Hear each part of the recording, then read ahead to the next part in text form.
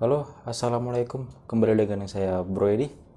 Ya, untuk di video kali ini kita mau ngebahas cara mengaktifkan fitur COD ya. Di sini posisi yang saya bahas ini adalah sebagai penjual ya. Gimana cara mengaktifkan fitur COD itu di toko kalian. Ini untuk di Shopee ya. Ya untuk lebih gampangnya langsung kita praktekkan ya. Kita masuk ke aplikasi Shopee.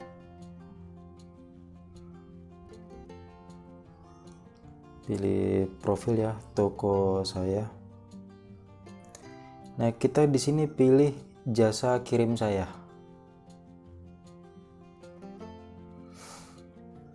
Nah, untuk syarat utamanya kita harus mengaktifkan fitur COD itu adalah kita mengaktifkan pengiriman JNT.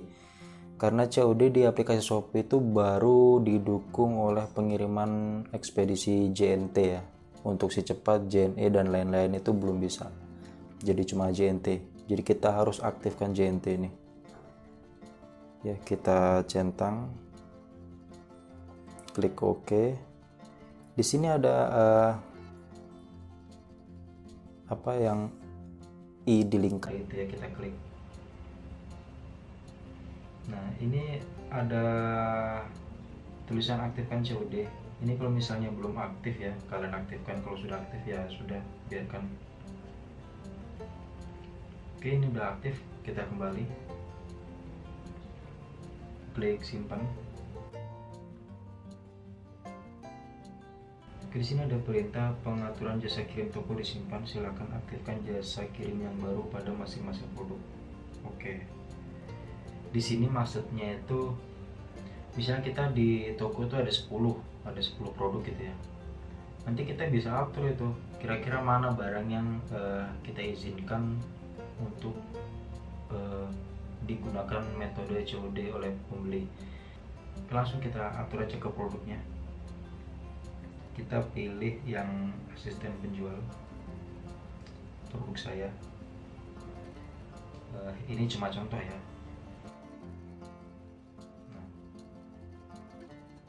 Gimana cara ngeceknya bisa COD atau enggak gitu kan, maksudnya produk ini COD nya udah aktif di produk ini apa belum gitu. Kita kembali, kita klik ubah di sini. Kita lihat di bagian ongkos kirim. Lihat ini untuk yang aktif JNT dan JNE Express itu ya. Pokoknya intinya di JNT ini harus aktif ya kalau kita mau mengaktifkan fitur COD nya. Oke, untuk ngecek ini untuk apakah COD ini udah aktif di toko kalian, kita bisa pakai akun lain nih, pakai akun lain buat ngecek ngecek ini ya, bisa nggak udah aktif belum gitu. Kita buka. Kalian bisa pakai akun Shopee punya temen atau punya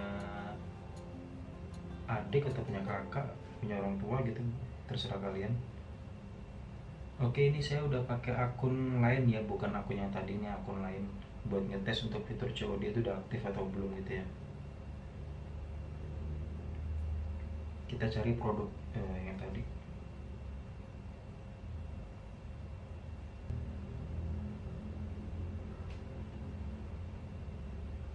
Oke, udah ketemu ya produknya. Sekarang kita coba beli sekarang ya.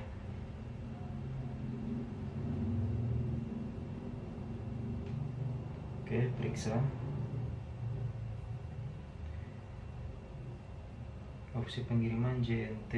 Nah, di sini kita cek nih di metode pembayaran. Nah, kita lihat di sini untuk fitur COD udah aktif ya, bisa dicentang, itu berarti sudah bisa digunakan.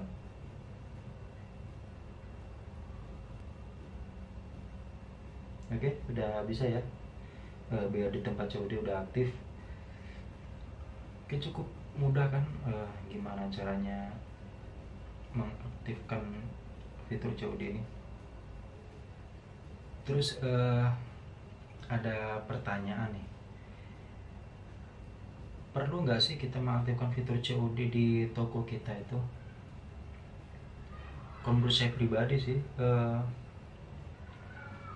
perlu nggak perlu ya, tergantung apa yang kita jual. Kalau misalnya yang kita jual itu adalah barang-barang yang rentan rusak saat pengiriman, contoh ya seperti yang kalian tahu, atau mungkin gelas atau perabotan-perabotan yang kecil, elektronik misalnya, atau HP, atau powerbank segala macam, lebih baik kalian jangan aktifkan fitur COD ini. Kayaknya terlalu beresiko ya. Kalau misalnya yang kalian jual itu seperti pakaian, ya barang-barang yang intinya aman lah. Aman maksudnya aman itu kalau misalkan pembeli itu menolak, tidak mau membayar, otomatis kan paket itu balik. Nah, bolak-balik itu masih aman, kalian bisa aktifkan fitur COD. Terus apa sih manfaatnya COD untuk toko kita? Manfaatnya itu ya kita lebih menjangkau kalangan pembeli lebih luas.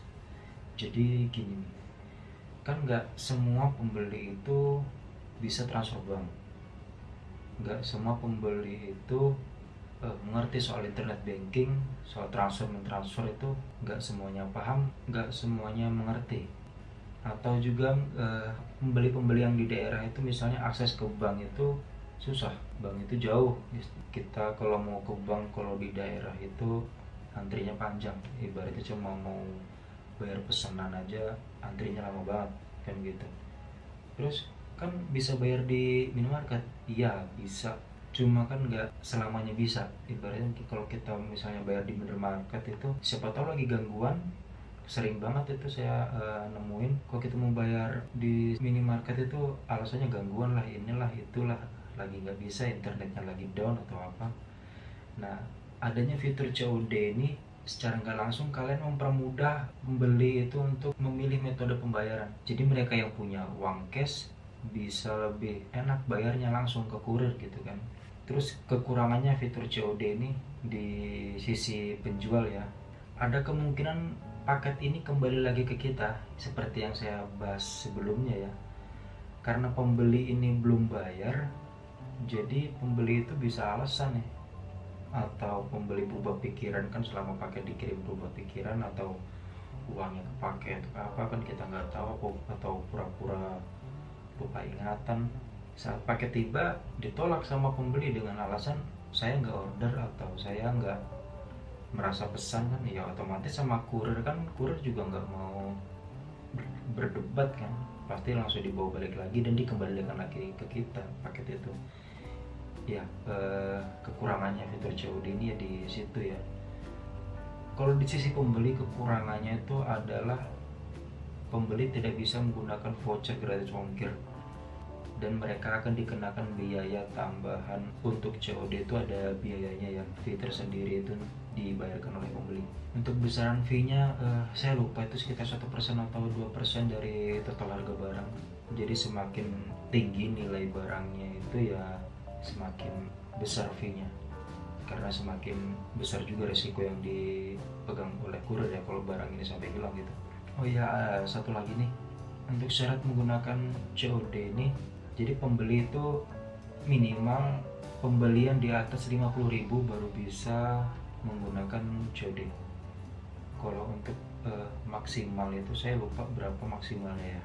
Oke, untuk maksimalnya itu sekitar 3 juta kalau belum ada perubahan ya. Nanti saya koreksi kalau misalnya udah ada perubahan. Ya itu sih cara mengaktifkan fitur COD dan sisi positif dan negatifnya untuk toko kalian. Jadi kalian bisa pertimbangkan lagi, kalau kira-kira cocok untuk kalian pakai ya silahkan pakai. Semoga informasi ini membantu ya.